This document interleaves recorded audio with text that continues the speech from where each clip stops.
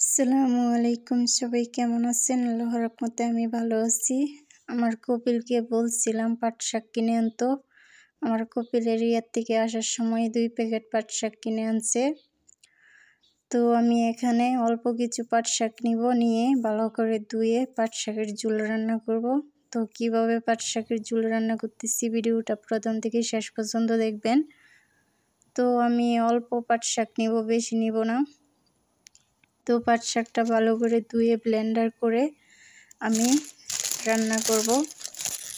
তো গ্রাম বাংলা ভাষা বলা হয় পাট শাককে নাইলা পাতার শাক, আমাদের গ্রাম বাংলা অঞ্চলে বলা হয় নাইলা পাতার শাক।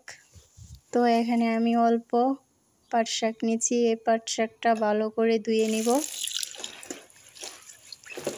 তো আমার এই ভিডিওটা আমাদের প্রবাসী বোনদের কাজে লাগবে, যারা প্রবাসে আছে। অনেক আপুরা রান্না করতে পারেন জানি। তো আমার এই ভিডিওটা দেখে আপনারা একবার রান্না করে খাবেন, ইনশাল্লাহ অনেক মজা লাগবে। আর এটা একটা মজাদার একটা রেসিপি। তো আমি পাট শাকগুলো ভালো করে ধুয়ে নিতেছি। আমার ইউটিউব চ্যানেল হচ্ছে রেহানা ব্লগ। সবাই আমার ইউটিউব চ্যানেলটাকে সাবস্ক্রাইব করবেন, লাইক দিবেন, কমেন্ট করবেন, ভিডিওটা শেয়ার দিবেন। সবাই আমাকে সবসময় সাপোর্ট করবেন। আপনাদের সাপোর্টে আমি ইনশাল্লাহ এগিয়ে যেতে পারবো। আপনারা যদি আমার পাশে থাকেন, আপনাদের ভালোবাসায় আমি এগিয়ে যেতে পারবো। তো পাট শাকগুলো আমি ভালো করে ধুয়ে নিছি।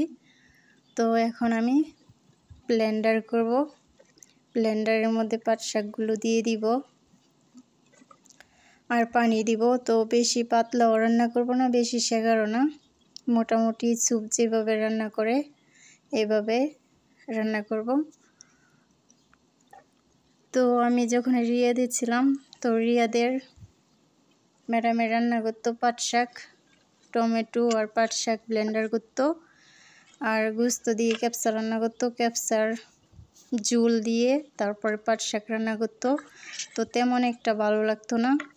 আর আমার রিয়াদের কপিল যখন ছিল, ওই রিয়াদের কপিলে পেঁয়াজ রসুন পছন্দ করতো না। তো পেঁয়াজ রসুন ছাড়া বাগার ছাড়া তরকারি রান্না করতো। তো তেমন একটা ভালো লাগতো না, মোটামুটি আর কি। তো এখানে আমি ব্লেন্ডারে পাট শাক দিয়ে দিছি, আর এখন আমি পানি দিয়ে দিতেছি। তো এখন সুন্দর করে পাট শাক,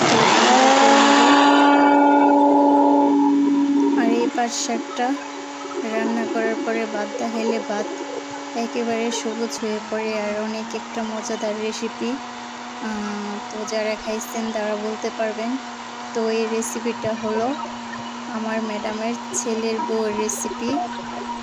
তো আমাকে দেখায় না, একদিন ম্যাডামের ছেলের বউয়ে পাট শাক আর মুরগির ক্যাপসা দিয়ে পাঠিয়ে দিয়েছিল ম্যাডামের নাতিরে দিয়া।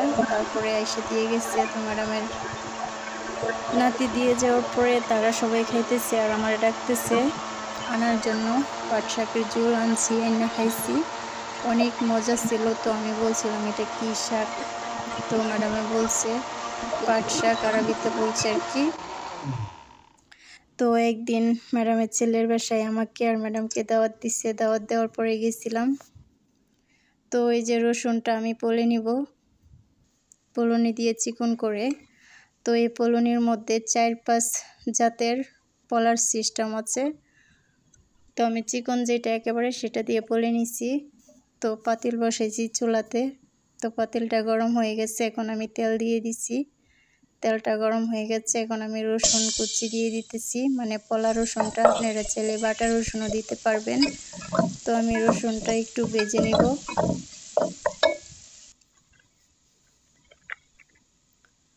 এখন আমি মাজি দিয়ে দিব, এটা হচ্ছে মাজি। তো এই মাজিটা কম বেশি সবাই চিনেন যারা আরব দেশে আছেন। তো এই মাজির মধ্যে লবণ মশলা সব কিছু দেওয়া আছে। তো আমি রসুনটা ভেজে নেওয়ার পরে এই মাজিটা দিয়ে দিব, পরে পাট শাক দিয়ে দিব। তো এই হলো আমার উপকরণ পাট শাক রান্না করার জন্য। তারপরে ম্যাডামের ছেলের বাসার মধ্যে গেছিলাম। পরে ম্যাডামের ছেলের বউরে জিজ্ঞেসলাম যে তুই কীভাবে পাট শাক রান্না করছিলে। পরে আমারে বলছিল। তো এই তো আমি পাট শাকগুলো পাতিলে দিয়ে দিছি। এখন আমি ভালো করে নেড়ে দিব পাট শাকগুলো, আর ব্লেন্ডারটা ধুয়ে পাতিলে দিয়ে দিব। পাট শাকটা বলক আসার পরে চুলাটা অফ করে দিব। তো ম্যাডামের ছেলের পরে জিজ্ঞেস করার পরে বলল যে পাট শাকগুলো ভালো করে ধুয়ে তারপরে ব্লেন্ডার করবে, আর রসুন পলবে, নাইলে বাটা রসুন দেওয়ার পরে তেলে ভাজবে, ভাজা তারপরে একটা মাজি দিবে, মাজি দিয়ে পাট শাকগুলো দিয়ে দিবে। পাট শাক দেওয়া হইলে তারপরে পাট শাকের মধ্যে একটা বলক আসবে, আসার পরে চুলাটা অফ করে দিবে। তো ম্যাডামের ছেলের বউয়ের কথা মতো একদিন আমি রান্না করছিলাম, কপিলকে বলছিলাম পাট শাক কিনে আনছিল। পরে আমি ম্যাডামের ছেলের বউ যেভাবে বলছিল ওইভাবে রান্না করছিলাম, অনেক মজা হয়েছিল। তো এই হলো আমার পাট শাক রান্না করা হয়ে গেছে, অনেক সবুজ মাশাল্লাহ, আর খেতেও অনেক মজাদার একটা রেসিপি। তো আজকের জন্য ভিডিওটা এখানে শেষ করলাম। সবাই ভালো থাকবেন, আল্লাহ যেন সবাইকে সুস্থ রেখে ভালো রেখে। আল্লাহ হাফেজ।